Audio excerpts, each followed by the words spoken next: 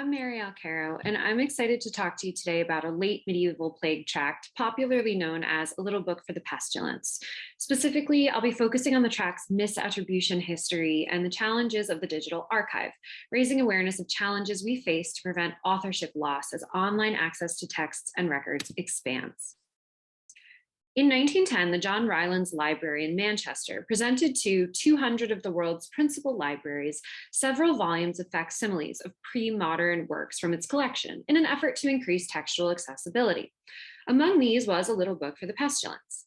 The facsimile's introduction by the collection's sub-librarian Guthrie Vine describes the incunable physical features, printing history, an overview of the plague in Sweden, and a biographical sketch of the work's presumed author, Bengt Knutsson, a bishop, Latinized as Benedict Kanuti. It's informative, concise, and helpful. There's only one problem. It's not correct. The author of this plague tract was not only not named Bengt Knutsson, but he was also neither a bishop nor a Swede. He was a French doctor named Jonannes Jacobi or Jonannes Jacobi. How did this author's name get lost, only to return centuries later? Jacobi, royal and papal physician, professor of medicine, and chancellor of the University of Montpellier, composed the original text in Latin in the 1370s. It was popular and an important text, particularly as it comes into English. The English text used for the Rylands facsimile was probably set by William of Maclinia in the autumn of 1485 and had 3 separate editions just that year. That edition is also believed to be the first medical book printed in England and the first English book printed with a title page.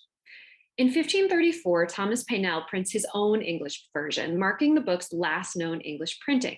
Something happens in this period between the text's 1370 composition and its English printing in 1485, in which a new name creeps in, Canutus, and with it, a new persona. Scholars are left with conflicting authorial choices. Is it a Swedish bishop or a French physician? As we can see, they chase the church connection, leading to more than a century's worth of back and forth in which scholars will admit that there's no connection that they can see between a Scandinavian bishop and a first-person narrative of curing plague victims, but they go forward with that name anyway.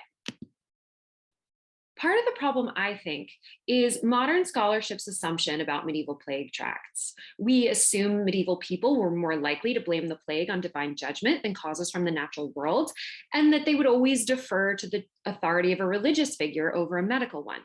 In reality, plague treatises actually become more sermon-like into the early modern period, with those endorsing more overtly religious theories being printed more and more frequently.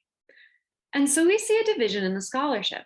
Scholars start chasing, with increasingly tenuous connections, various Scandinavian church figures, in so doing getting further and further away from Jacobi.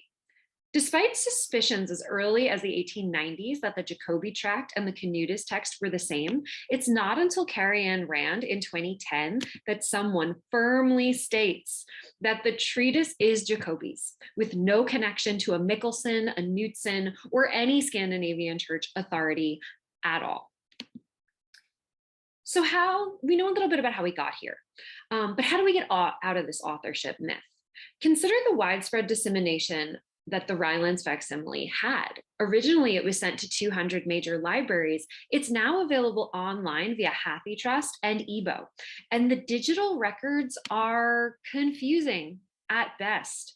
With the expanded access of this fascinating text, we have a wonderful opportunity, but it can also be a double-edged sword. Greater accessibility can also, if we're not careful, mean even wider dissemination of the Canutus myth, turning a ghost of the Swedish bishop into some kind of misattribution revenant. Digital archiving becomes more important than ever in an age of alternative facts, deep fakes, massive misinformation campaigns. But as you can see, the current digital record for the little book is hardly standardized. Many older sources about Kanuti have not been tagged to show up in the results for Jacobi, and where they are, it's far from uniform. All these entries in WorldCat ultimately refer to the same text. How many more Canutis are lurking in our archive, given new life with digital records? As we close the book on Kanuti, how do we preserve authorship, stop the circulation of misinformation, and seek some kind of consistency across our records? What can we do to keep, for lack of a better word, a paper trail to prevent loss in the digital archives. I'm curious to see how we go forward. Thanks so much.